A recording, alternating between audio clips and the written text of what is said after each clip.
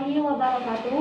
Salam sejahtera untuk kita semua. Kami dari kelompok 4 kelas 11 IIA akan mempresentasikan tentang persamaan dan perbedaan antara masa penjajahan Belanda dengan Jepang di Indonesia. Tetapi sebelum kami memulai presentasi, kami akan memperkenalkan diri terlebih dahulu.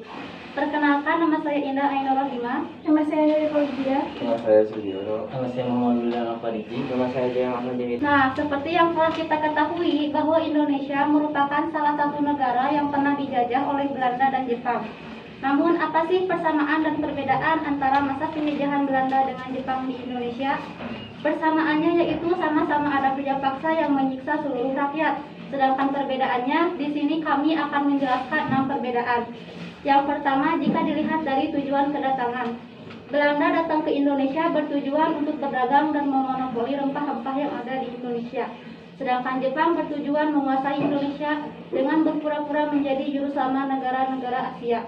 Kedua, jika dilihat dari sistem pemerintahan. Belanda menggunakan sistem pemerintahan sipil, sedangkan Jepang menggunakan sistem pemerintahan militer.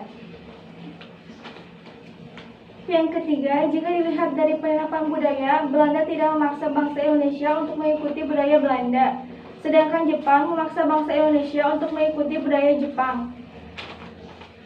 Yang keempat, pada masa Belanda menggunakan bahasa Latin dan bahasa Belanda, sedangkan sekolah pada masa Jepang diperbolehkan menggunakan bahasa Indonesia dan pelajarannya juga boleh dari kalangan manapun.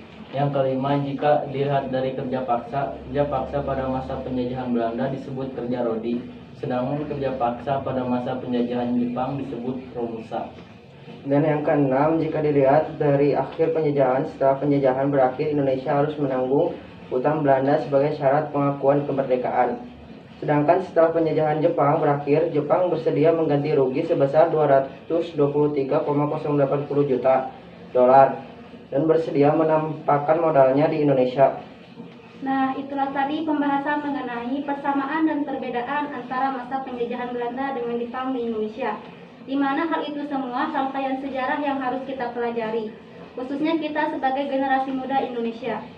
Sekian beberapa hal yang dapat kami sampaikan. Sebelumnya kami mohon maaf yang sebesar-besarnya apabila di penyampaian tadi ada kesalahan kata yang salah.